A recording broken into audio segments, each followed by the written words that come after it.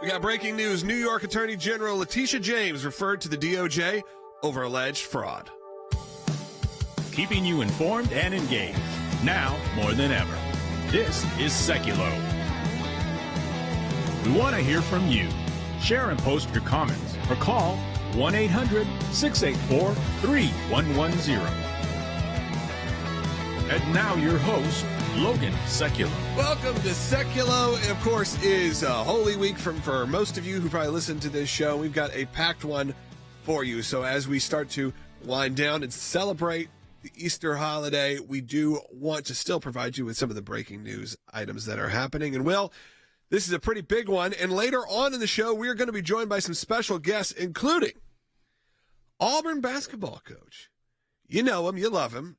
He has been a big supporter of Israel and a friend of this show. Bruce Pearl is going to be joining us a bit later on the show, so stay tuned. He got his team to the Final Four this year. An amazing run by the Auburn Tigers. So we're going to take your questions and comments as well at 1-800-684-3110. And if you are just tuning in right now, we're going to tell you about the breaking news item that happened, and that is about New York Attorney General Letitia James. But, Will, it may be a little different than what our audience expects when they've heard that name before. Well, especially when you hear about maybe falsifying documents to get favorable loan terms or something like that, and then you hear about Letitia James, you may think about when she took a civil case against the President of the United States, Donald Trump, alleging that these issues happened.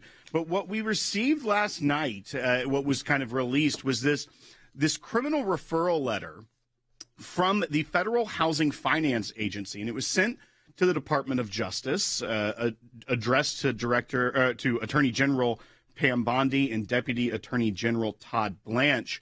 And what it lays out is multiple instances of what they allege it could be mortgage fraud. And they even say that these allegations, that the Federal Housing FHFA believes this and other alleged misconduct could be violations of the criminal code under wire fraud statute, mail fraud statute, bank fraud statute, and false statements to a financial institution and or other relevant or state laws. And look, we look at this and we go, okay, is this political targeting? Is this something we need to look at and go, this is not fair. This is something that's happening because this is retribution.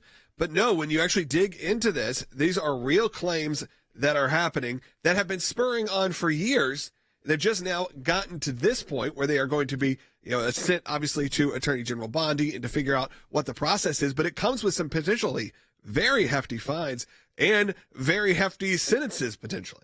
That's right. And we'll get into some of the specifics of what the Federal Housing Finance Agency lays out.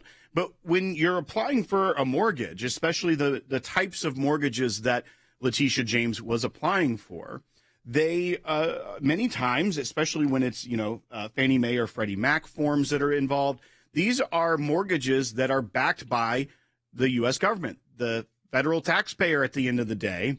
And if you're defrauding the government in that way by making misrepresentations or lying on forms to get more favorable terms, you're defrauding the U.S. government and ultimately the taxpayer at the end of the day. So these are very serious allegations that are being brought forward by the administrators at the Federal Housing Finance Agency, and we'll get into some of the details of what these allegations are in the next segment.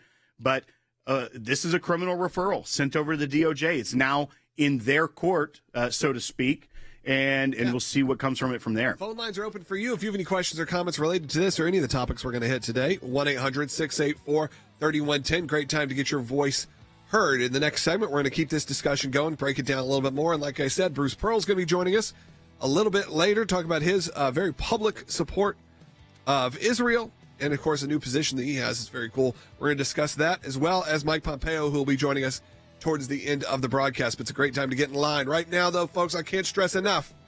Do it. Scan the QR code right now on your screen or go to ACLJ.org, and your donation will be doubled today. The power of the ACLJ is fighting for you and what you love. We'll be right back.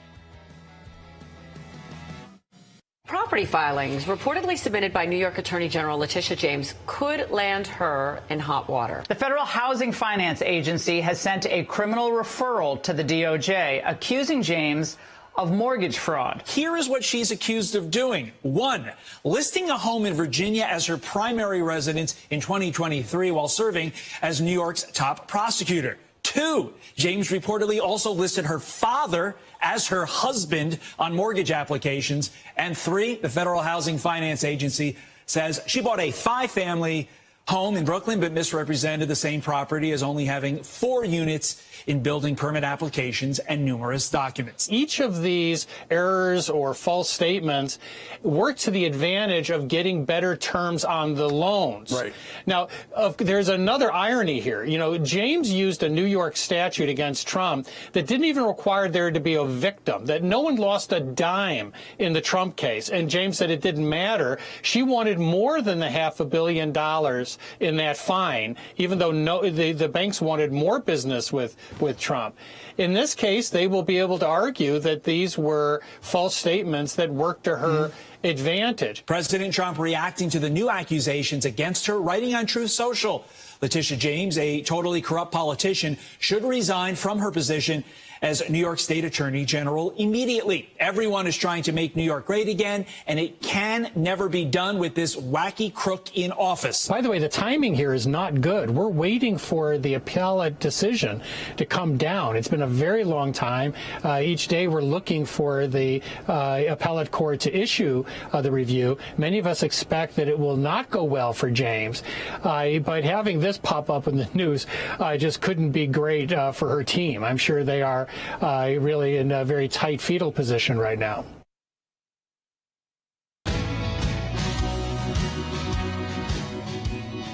Welcome back to Sekulow. I do want to restate our topic of the day because I know a bunch of you are just joining us right now. So right now, Will, I think we should need to go through this. They may see the headline, Letitia James, alleged fraud sent to the Department of Justice. What does that mean? What does it mean where there is fraud coming from New York Attorney General Letitia James? And again, when you start breaking this down, this has to do with mortgages and properties that she has.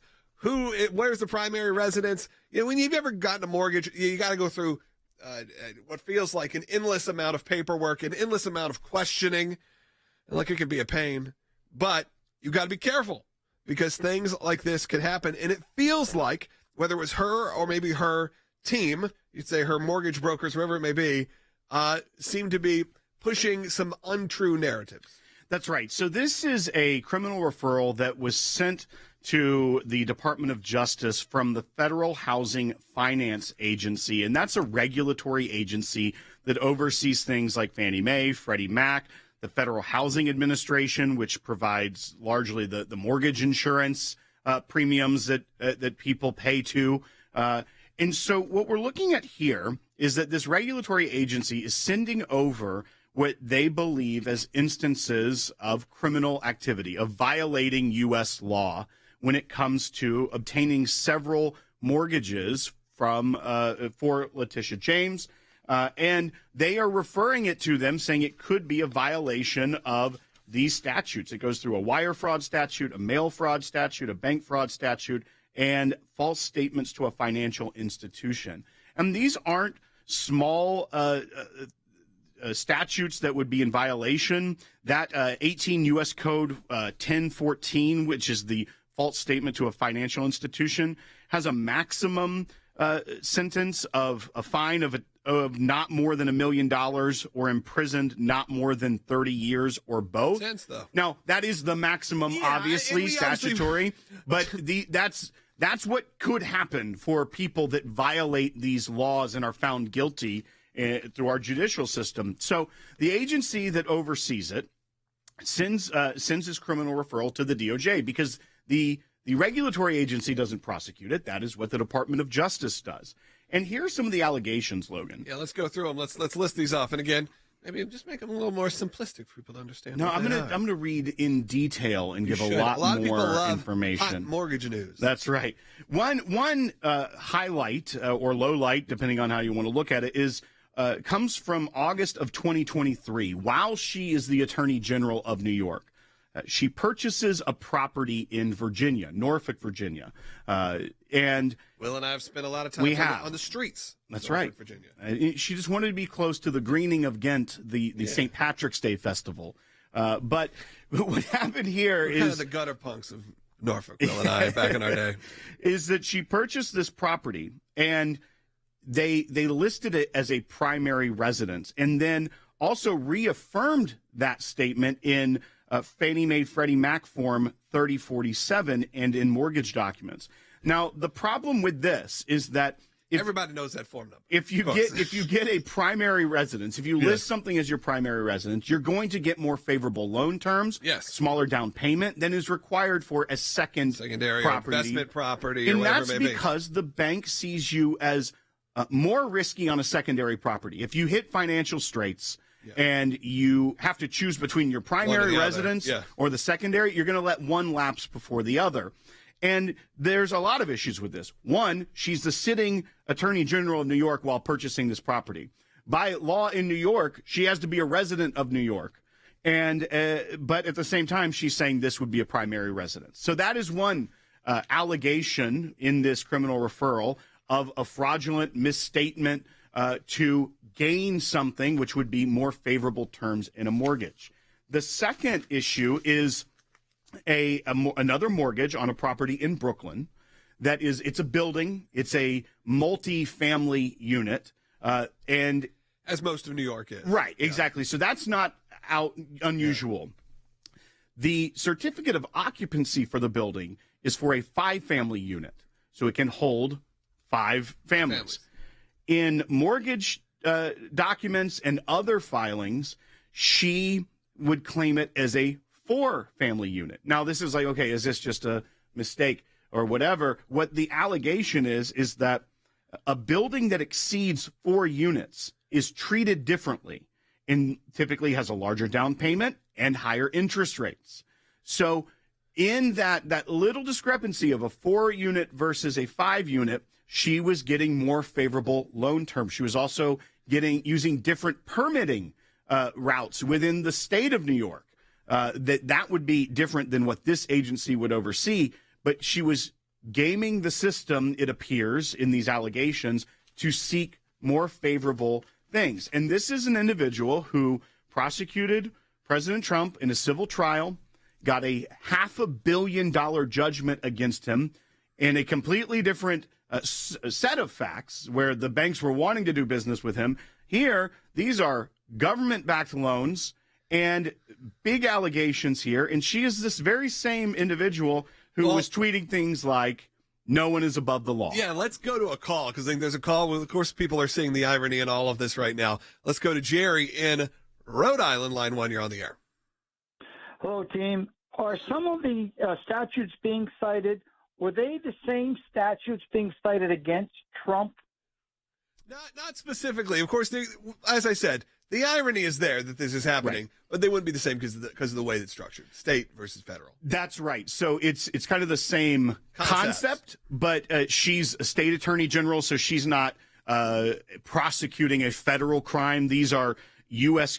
Under 18 U.S. Code, different sections under Chapter 18. So no, they are not the same. Like two sides of the same law, the same and also coin. that was a civil trial that she had against him, and was able to get that huge judgment. She also was able to say there doesn't have to be a victim in this civil case against President Trump. These would have criminal penalties. Under federal law, would even be a different structure of a case, not just state and federal, but that was a civil suit against him there. And this would allegedly, if the DOJ decides to accept the criminal referral and open the investigation, this would be a criminal investigation against potentially against Letitia James. Since we have a packed show, I want to continue taking calls in this segment. If you want to call in, 1-800-684-3110. Ronald's calling in South Carolina on line 2, watching on Rumble. You're on the air. Thanks for taking my call. I'm enjoying the show. One thing that comes to my mind is that of all that is going on with Attorney General James and with all these others, they are literally that were attacking Trump and bringing charges against him while he was out of office, while he was in office, while he was campaigning and everything like that.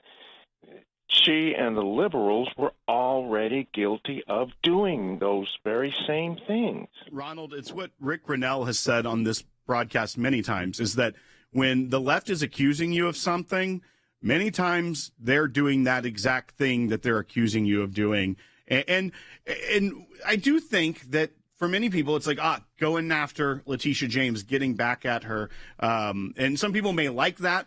I really want play by that. to have a system where there isn't political retribution. Yeah, absolutely. And it may look like that because she went after him on this, and now she's guilty of or alleged having similar situations. I do think we have to be careful that we don't play that game. Right. That it's probably very tempting. It's probably very tempting for the Trump administration, very tempting for Attorney General Bondi or whoever it may be to, not only just smirk at this and say this is ridiculous, but to take out your feelings, your emotional feelings, because you feel like this was done to you. I think it's important. I know that a lot of people will disagree with me and they'll say, Logan, no, they did it to us, we'll do it to them. Well, then it's an endless cycle, and it's impeachment. It's all of those things that we talked about become an endless cycle, and it doesn't matter anymore. All of those issues just start compiling. And I really hate that, and I don't want to see that happen in this country where we are taking at.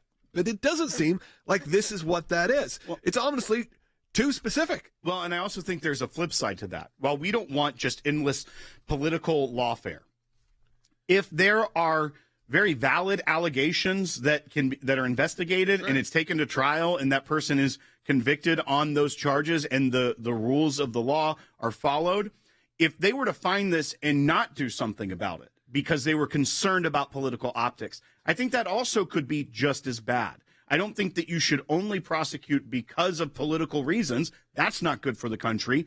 But if you discover something and you're afraid the optics may be that it looks like we're just getting revenge and you decide to do nothing, that also doesn't uphold the rule of law. I encourage you to support the work of the ACLJ as we head into break. I want to give Will a moment, though, to say who's coming up and why people should stick around for it. That's right. Head coach of the Auburn Tigers basketball team, my alma mater, is joining us in the next segment. Bruce Pearl led the Tigers to the Final Four this year, had an incredible season, AP Coach of the Year, and he'll be joining us to talk about some of the bold stances he took during that tournament, advocating on behalf of the hostages that are still being held by Hamas. Yeah, absolutely. And he has a new position we're going to talk about as well. Very cool.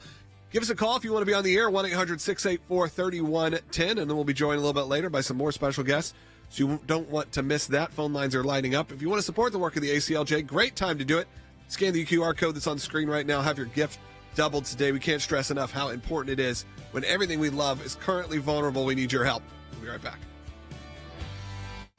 Just start this press conference really briefly and remind the world that Eden Alexander is still held hostage in Gaza right now. An American held hostage. And there aren't enough people in this country that know his name. So I asked the players if it was okay if I started out this press conference and just called out the name of an American. Bring the hostages home. Do you have friends, or is it anything that you... I think what made me say it is, again, it starts, with my faith, and it starts with answering the question, why has God blessed Auburn and this basketball team the way he has all season long? And honestly, it's to, I think, put us in a platform of, in this case right now, myself as a Jewish American who loves his country more than anything else in the world. My grandfather came over here at 11 years old in 1929. He became a citizen when he was 32 years old. He said it was the greatest day of his life. This Jewish American loves his country more than anything else. At the same time, over in Israel, that's our ancestral homeland for the Jewish people. And it's under attack. It's under attack. It's under siege. And all it wants to do is live in peace with its neighbors. And you know what? There are some Arab countries that are actually wanting peace with Israel right now. But there's a segment of the population that is there in the Middle East that has been doing nothing but attacking Israel for 85 years. October 7th was the worst day since the Holocaust for the Jewish people. And they say they want to do it again and again and again. We have Americans that are held hostage in Gaza right now. It's unacceptable. And President Trump has called it out, and he said, if they would just free the hostages, the killing would stop. Free the hostages, and the killing will stop. And that's up to Hamas.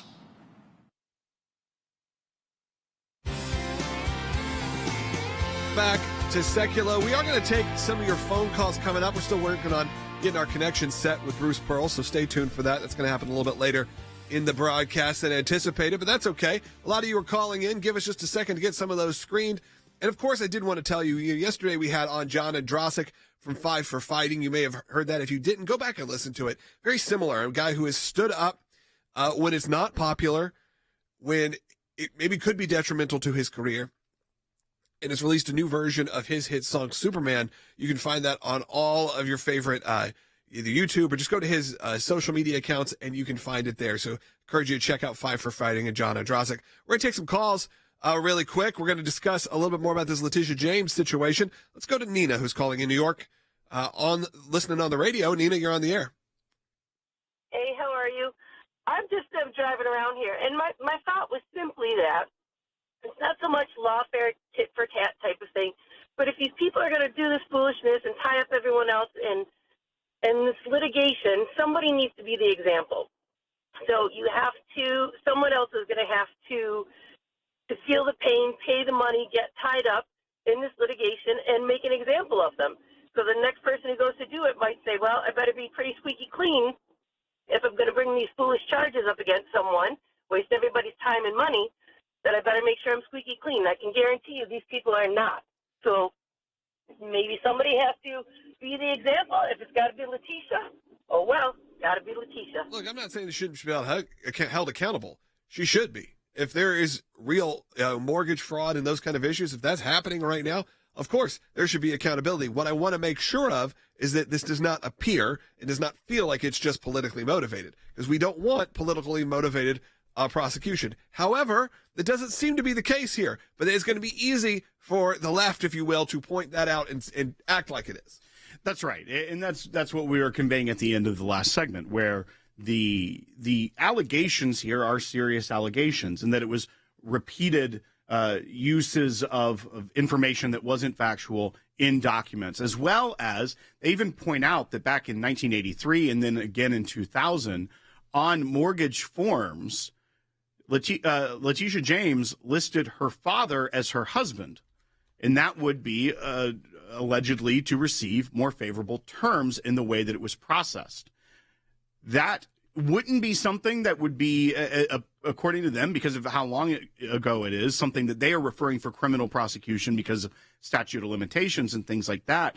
But it does raise the issue here that potentially this is a pattern. And that's what they are giving over to the Department of Justice. And to your point also, Nina, yes, we want our officials, we want attorneys general in this country to be squeaky clean. We don't want them to be corrupt or doing bad things behind the scenes while also trying to be a symbol as well as the actionable person for justice in the United States. So, yes, I agree in part that she better be squeaky clean, and that if these people are not, and that these are apparent crimes, that they be prosecuted appropriately, but not just for the fact of making an example out of one person if they have done nothing wrong. And that's where they need to present a case. They will have a lot of critics looking at them just trying to say this is only political retribution. Yeah, absolutely. Phone lines are still open for your calls at 1-800-684-3110 as we wait to eventually connect with Coach Pearl. I do want to give you a moment as we head into the second half hour of this broadcast, because it's a packed show. Take a moment and consider supporting the work of the ACLJ. I can't stress enough again how important it is right now when everything feels vulnerable, when all of your beliefs feel like they're under attack. This is a time that you can help us during our Life and Liberty Drive. Of course, we have maybe a more friendly administration now in the White House, but sometimes that means the attacks get bigger and bigger. But today, we are doing a lot. I'm going to go through some of them. Today, the ACLJ, we're filing a critical amicus brief to the Supreme Court in defense of, you heard about that preacher in Chicago, the street preacher who wanted to share his faith, was criminally charged, just like our clients in Chicago. We're fighting each of these cases, by the way. This is Easter week, and our team is still fully involved, whether that is our team here or even our team at ACLJ Jerusalem. Of course, we know this is also the week of Passover. Today, we're also filing the first of several legal demand letters to the UN Secretary General and world leaders to defend Israel against their latest legal attacks, where they are blaming Israel for Hamas's violent sexual assault. I mean, it is unbelievable. We're going to discuss that on a later show because it is very intense, and we want to make sure we give you proper warning before we discuss this topic. But you can find it.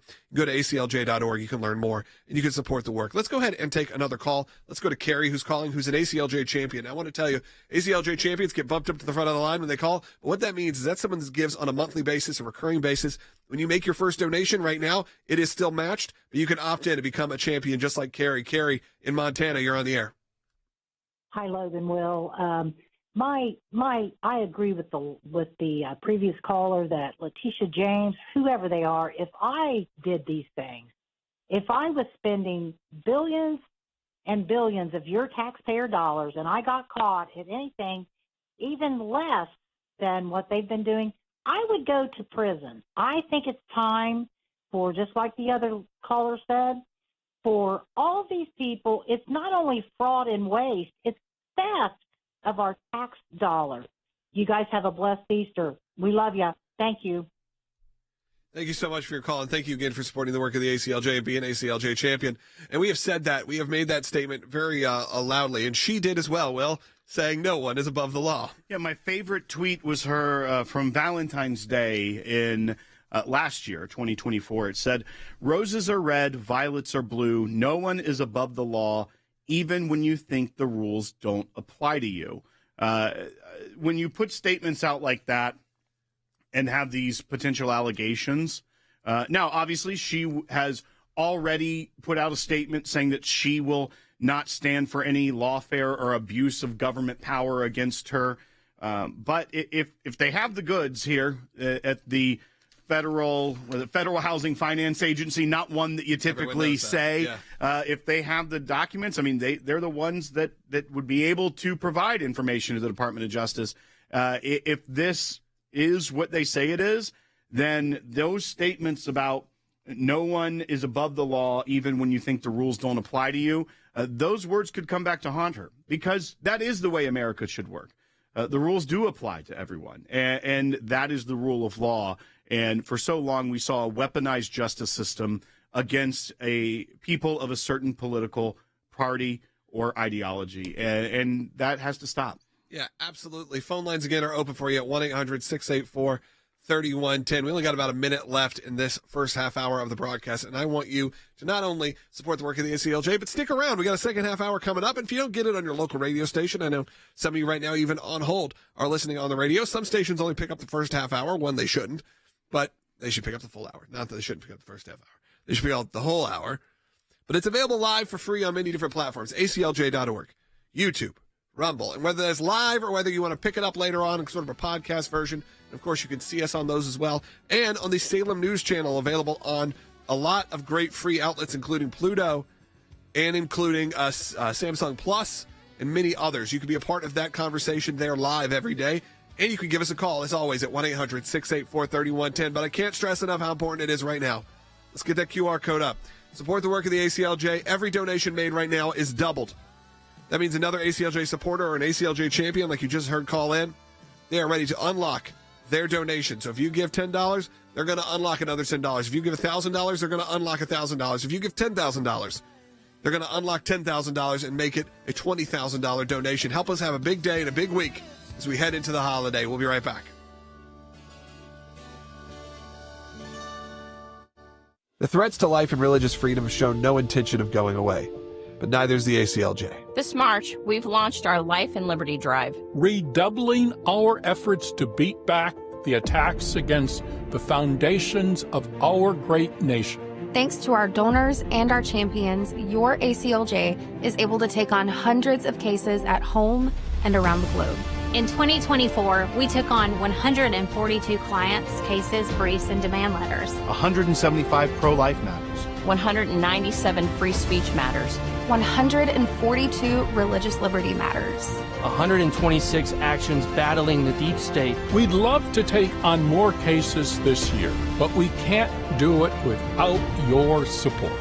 Right now, every tax-deductible gift you give will be doubled, dollar for dollar, during our Life and Liberty Drive, doubling your impact to keep us in these fights. Go to aclj.org and donate now. Keeping you informed and engaged, now more than ever. This is Sekulow. And now your host, Logan Sekulow. Welcome back to Sekulow. Phone lines are open for you at 1-800-684-3110. Mike Pompeo is going to be joining us in the next segment. We're going to take as many calls and questions as we can. I did want to take a minute here because I didn't get to do this earlier in the broadcast and say, our thoughts, our prayers are with our friends in the Martindale family. Wink Martindale, legendary TV host and game show host, passed away in his 90s yesterday. He had been on this broadcast many times. I first met him when I was a small child. Toured him around the Regent University campuses with my dad. And then now we had him on the show about 5 years ago on a super show we did. Always been a great man, always been a great supporter and a man of strong beliefs and convictions and just a class act all around. So our thoughts and prayers are with his family. It is a life very well lived. And a congratulations to our friend Jonathan Isaac on the Orlando Magic, as the Orlando Magic have made it into the NBA playoffs. You remember Jonathan? We had a segment for him in our last film that we did. Maybe we could pull up a bit of that. Maybe we could play that a little bit later in the show. He has an incredible company called Unitas, which is a great faith-based apparel company. I wear his sneakers all the time. The Bible verses right on him. He's wearing them yesterday on the court. So again, I wanted to give some props to him as well and that whole team.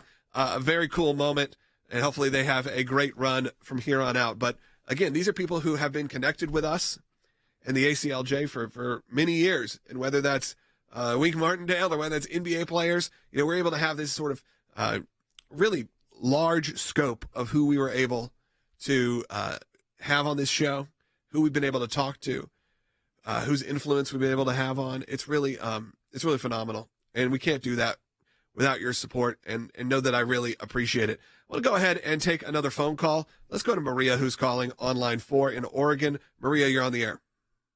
Oh, thank you. Well, I have a couple of things to say about all these elected officials. First of all, the majority of them are legal. They are attorneys, so they know the law. They also are sworn under oath to follow the law. We, as lay people, are, if we commit a crime, we don't know how the law is structured many times. We don't understand things.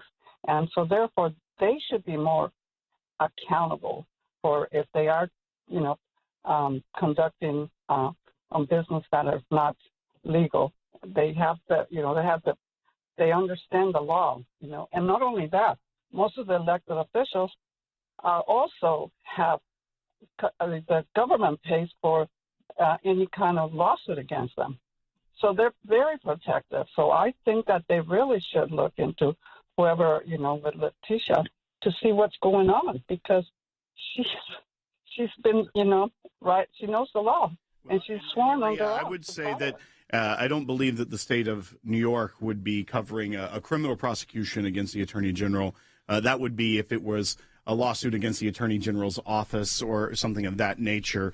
But in reality, Maria speaks a lot of truth to this, is that when people put themselves in these positions of power and then are not playing by the rules, allegedly here, then it will come to light. Truth will come to light. And that is what we're seeing. We saw it with the Fani Willis saga that took place about the way that she was structuring her office and how that prosecution fell apart. But they were so dead set on political prosecution that they couldn't remove the plank from their own eye, as the Bible says, when they had issues right there that they needed to take care of. And look at how it's playing out. Phone lines are still open for you. When we get back, Mike Pompeo is going to be joining us. It's going to be a packed show. Again, you're not going to want to miss that. We're going to be talking about including the horrible attacks on Governor Shapiro's residence on Passover. Of course, we've heard about it. We've been talking about it for a few days, but when you see the images and you see what really happened there, it's horrifying. That's what's happening in our country right now.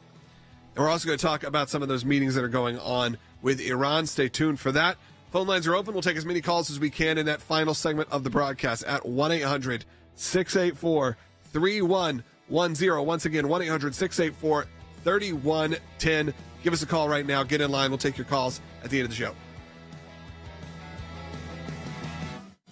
The man who police say tried to kill Pennsylvania Governor Josh Shapiro denied bail and facing charges including terrorism, attempted homicide, and arson. New court documents show 38-year-old Cody Bomber told police he harbored hatred for the governor and wanted to beat him with a hammer. He also admitted he removed gasoline from a lawnmower and poured it into bottles to make Molotov cocktails. Cody Bomber telling the judge he had no job, no money, and when asked if he had any history of mental illness, he responded, "That's the rumor, but no, ma'am." A police affidavit saying Bomber used a hammer to break multiple windows. Throwing a Molotov cocktail made from beer bottles into the governor's home, Bomber then entering the residence through a broken window, deploying another device inside the dining room. That's when police say Bomber kicked a door open to escape, climbing back over the fence and running away within minutes. Hours before the attack, Governor Shapiro had hosted guests for the first night of Passover. He and his family safely evacuated. Authorities are now investigating whether the attack on the first night of Passover was motivated by Shapiro's Jewish faith. Just hours before the fire, Shapiro shared this photo of his family's Seder table on social media, apparently the same room that was later set on fire. Hear me on this. We celebrated our faith last night proudly, and in a few hours we will celebrate our second Seder of Passover again proudly. No one will deter me or my family or any Pennsylvanian from celebrating their faith openly and proudly. There was noted in there an indication of his focus on Palestine and the governor's views on Israel. So we do believe that there was a religious bias involved, and we're going to pursue that in our prosecution.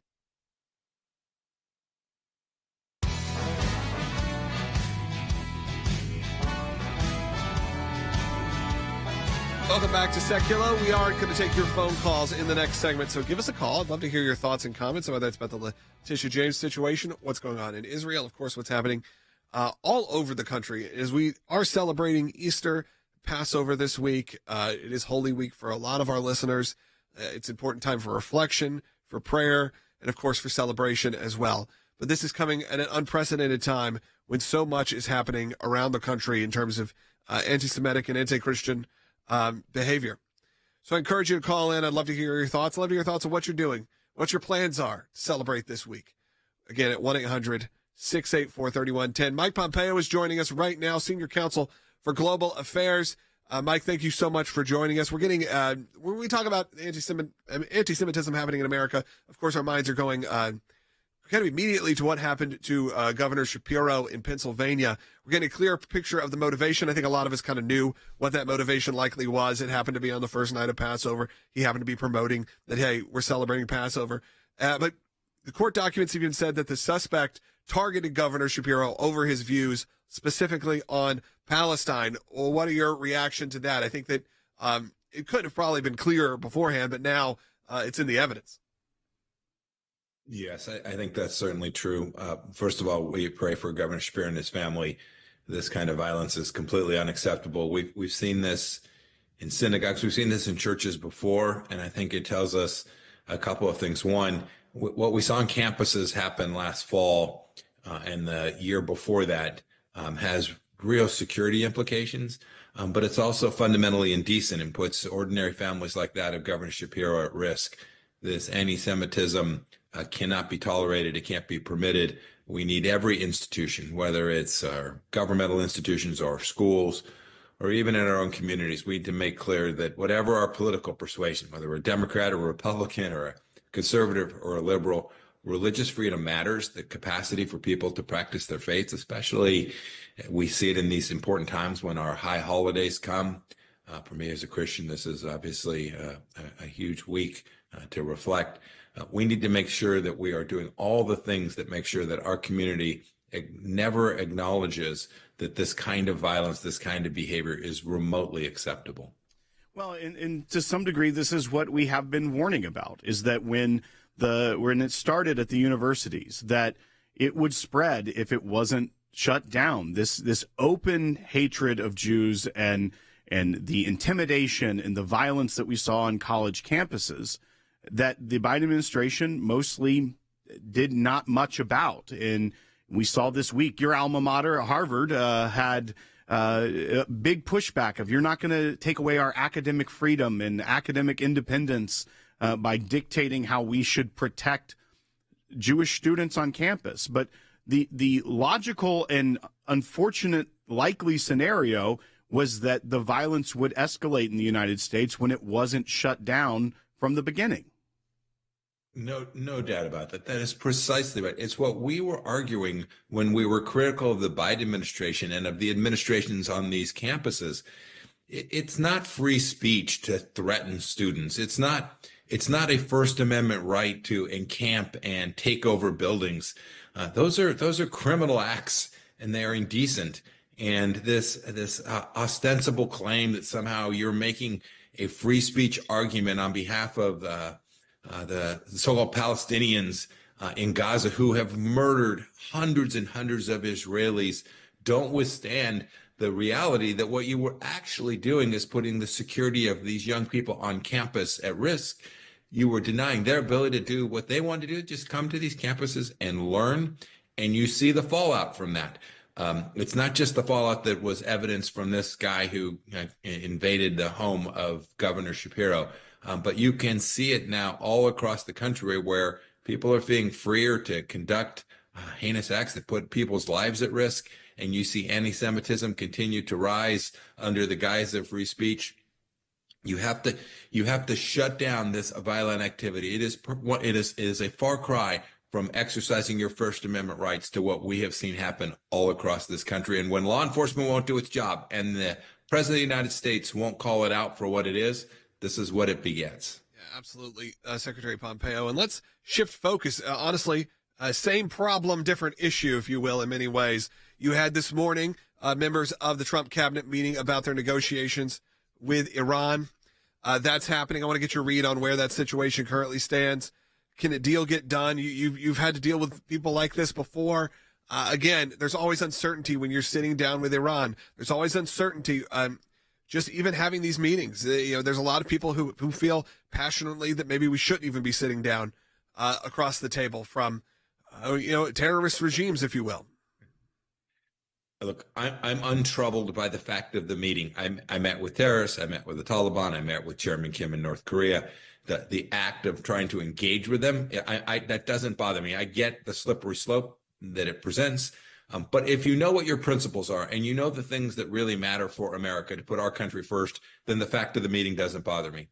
Having said that, I've been worried by some of the comments that I've heard from some of the administration talking about that enrichment in Iran might still be okay, that we're not going to address their ballistic missile program, which is really the tool that they would use to put these nuclear weapons in the homes of innocent civilians and indeed perhaps one day in America. We need to make clear our red lines are bright. No enrichment of uranium, no weapons program, the complete dismantlement of Natanz and Fordow. I don't think it's likely that the Iranians will permit that to happen. They're not going to let us diminish their capacity to conduct terror at the negotiating table. There's no evidence that they're likely to do that. And I think President Trump knows that. It's why we withdrew from the JCPOA a couple weeks after I became Secretary of State. We knew that the Obama-Kerry model of negotiating with the Iranians on the likelihood that they'd actually tell us the truth and comply with the agreement is zero. And I think the Trump administration this time will see that as well. And to that point, that was kind of also the red line for Bibi Netanyahu, Prime Minister Netanyahu, when he met with President Trump and they were talking about negotiations with Iran. He brought up kind of the Libya model, where Libya, there were real monitoring of dismantling of WMD programs, and they were able to see that through, that no longer existed. Iran is a different nation, obviously, but a different set of ideals and ideology that guides them. And I think the concern many people have is that sitting with the Iranians, because of the JCPOA, that somehow you end up with a JCPOA 2.0 or a scenario that doesn't really address the problem. I think, to your point, President Trump came from a position of strength on this, and the options, even hearing the Secretary of Defense saying that no option is off the table if we don't see that real goal through. But it also has to be not just let go without talking about, that there has to be a real dismantling of that program with tangible checks on them to make sure that there is no nuclear weapon. Precisely right. Look, I'm not optimistic. I don't see any sign that the Ayatollah himself was prepared to do what is necessary to protect America. That is, the outcome of a negotiated solution would be adequate to protect America or our friends in the region, the Gulf states and the Israelis both. And so I'm happy if they want to continue to have the conversation, but we can't let it drag out. We can't let the Iranians hand us some tepid deal like they handed to President Obama. But I think President Trump comes from a different place. He has made clear he is prepared to do what it takes to dismantle the Iranian weapons program and their enrichment capabilities. If they don't sign up for that, maybe that risk will be evaluated by the Ayatollah, and I'll be surprised. I hope not, and I hope I'm not surprised too by a Trump administration this time that signs up for something that doesn't actually protect America. I don't think it's likely, but I suppose it's possible. I will, just as I oppose Secretary Kerry entering a bad deal, I'll oppose this administration entering one too. Look, Secretary Pompeo, I always appreciate you coming on and having your honest feedback. I think that's what people need right now. They need to hear from people like you and people like our group here at the ACLJ. We always say we don't necessarily always tell you what you want to hear. We tell you the truth and the facts, whether you like it or not. And that's what you need, honestly. That's what you need from the ACLJ. We don't need to be just mouthpieces. We need to be able to tell you the truth, what's happening, the good and the bad from our point of view and from people on our team's point of view, whether they represent our views or not. It's always good to hear a diverse group of people, and we can't do that without you. We can't do that without your support. So I encourage you to go to aclj.org. We are going to take as many calls as we can coming up in the next segment, but you can support the work of the ACLJ right now. We are headed towards one of our deadlines here at the end of this month. We are over halfway through the month right now, and like you've heard, the ACLJ is filing right now at the Supreme Court in defense of a preacher who wanted to share his faith and was criminally charged. Very similar situation to our client in Chicago. And we are fighting in each of these cases to defend the gospel right now this Easter. So I encourage you to support the work of the ACLJ as you can. The power of the ACLJ is fighting for what you love, and we cannot do it without you. All donations are matched right now, including if you become an ACLJ champion, your first donation will be matched. When we get back, we are going to hear from you. So I'd love for you to give us a call. We got a couple lines open, but if you're on hold right now, Mario, Royce, and Sean, we will get to you coming up in the next segment, but a few lines are open at 1-800-684-3110, 1-800-684-3110. We'll be right back with your calls and your comments to wrap it up.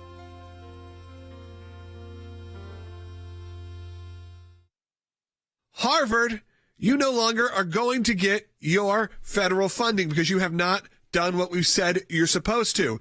And that was to the tune, let's hear this dollar figure, to the tune of $2 billion in your federal tax dollars that were going to fund Harvard. This comes after the Department of Education on April 11th sent a letter outlining governance and leadership reforms, merit-based hiring reform, merit-based admissions reform, international admission reform, and viewpoint diversity in admissions and hiring, as well as reforming programs with egregious records of anti-Semitism or other bias. Well, Harvard late yesterday, announced that they will not be complying with these. They will not bow down reforms to the federal government that was giving them $2.2 billion. Now, if you were to guess how much Harvard was getting, you probably could think, yeah, they're getting maybe tens of millions of dollars. I don't know if there's anyone who was thinking that their amount of federal funding for Harvard, not a cheap place to go to college. That's right. It's about $57,000 a year for just tuition. When you add in lodging, you add in the other fees associated with it, you're up to around $80-something thousand a year. Gigantic endowment. Right, $53 billion, the largest education endowment in the world, I believe. And Harvard has stated that this actually would be worth somewhere north of $9 billion if defunded, of course, maybe over the length of time. Did you think that's where your taxpayer dollars were going?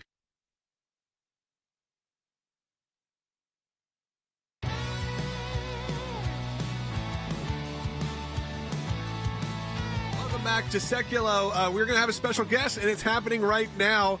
Coach of the Auburn Tigers, you know him, basketball legend Bruce Pearl. We're really excited to have you back on. And Will, my friend here, my executive producer, is a proud graduate of Auburn University. So I told him, Will, you get to start this interview, this conversation, because there are people like you, Coach Pearl, who have been so loud and so supportive of our Jewish friends, families, and of course, of what's going on in Israel still with the hostage situation. This is the second day we've covered this in a row, and I can't believe we're still having to talk about it. It's unfortunate, it's sad, but it's the truth. But Will, I'll let you go from here.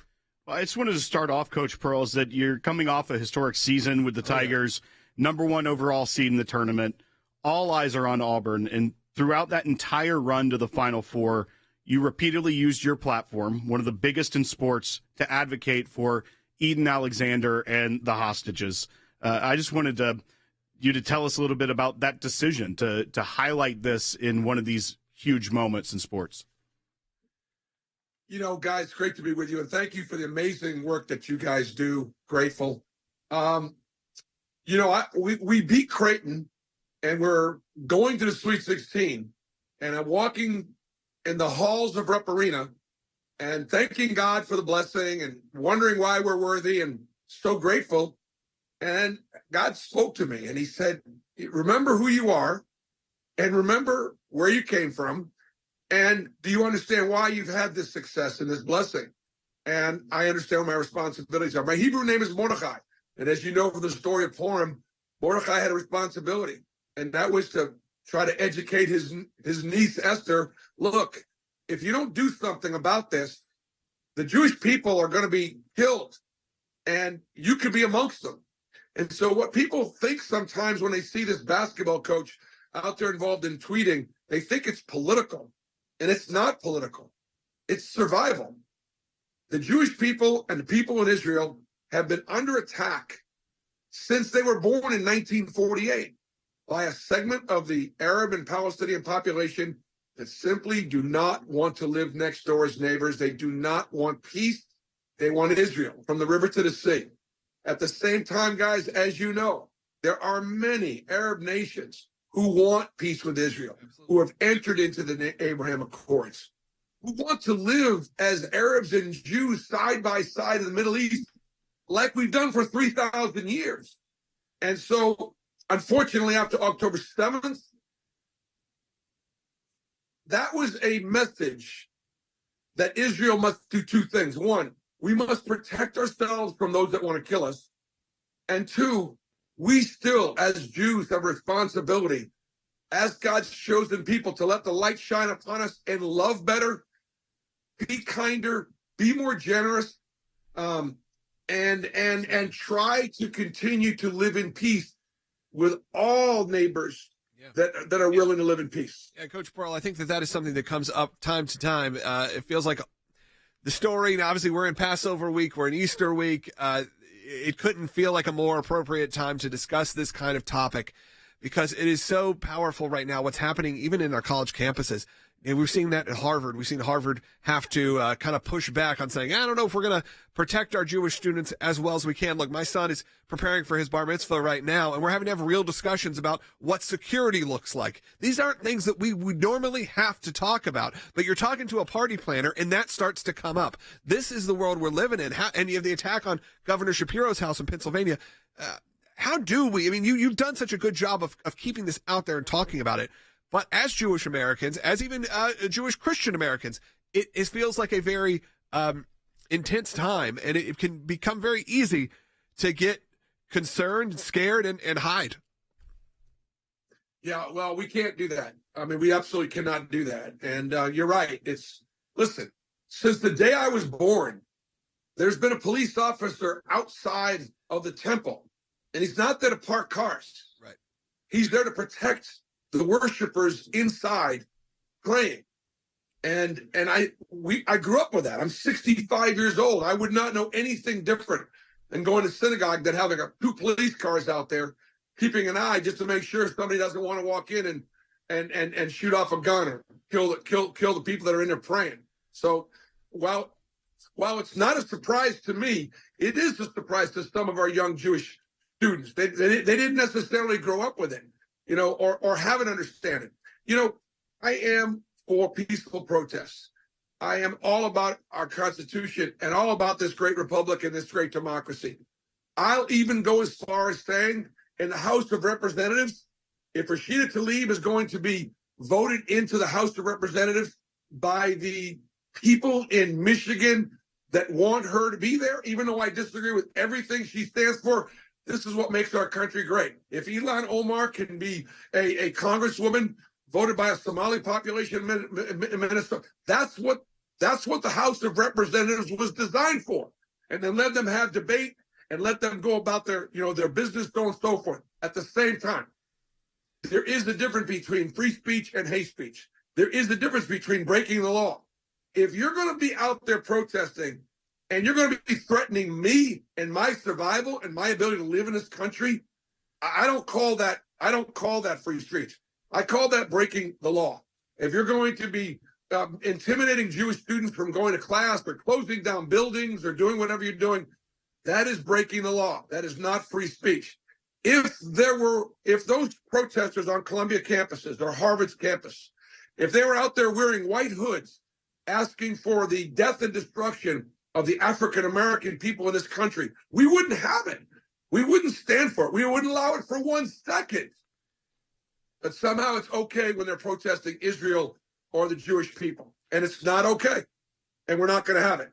And I'm so glad that President Trump is now taking on this task of saying, look, if this is who you're going to be as visiting students, as green card holders, as people that are guests in our country, you're not welcome in our country. And you can go back home. And there is a different level of due process for a green card holder and somebody on a student visa than there is a United States citizen. Coach Pearl, thank you so much for joining us today. And we just have about a minute left, but I did also want to bring up, in addition to many accolades this year, being Coach of the Year, you also have a new title as Chairman of the U.S.-Israel Education Association. So congratulations on that. You're going to do great work with that and continuing not just as a coach using that platform, but other platforms as well. Thank you for joining us in War Eagle. I appreciate it, War Eagle. And I'll come on some other time to tell you about the amazing work that U.S.-Israel Educational Association is doing, and appreciate the work that you guys do very much. We love God bless America and Yom Yisrael Chai. Thank you so much, Coach Pearl, for joining us. Hope you have a great week. And again, thank you so much for joining us. I have to apologize to our callers who we didn't get to today. We had Coach Pearl on, and it was an amazing segment, so I was excited to have him on. I did want to take this last minute here. This is an important week. As Coach Pearl said, as we've been saying, this holy week for a lot of our Christian listeners. Of course, this is Passover for our Jewish listeners and really for our Christian listeners as well. You should be celebrating. They go hand in hand. I don't know if you've heard the stories, but they seem to they dovetail a little. They bookend each other a little bit. I want to encourage you right now to support the work of the ACLJ. Do it today. Scan the QR codes on your screen. This is an unprecedented time. You've just heard from some amazing people. Mike Pompeo. You heard from Coach Pearl. Obviously, our team here. You've heard about the work the ACLJ is doing around the country and around the world. We can't do it without you. When your values are under attack, we got to make sure we're there for you any way we can and for all of our friends and neighbors around the world that need it as well. Go to aclj.org right now.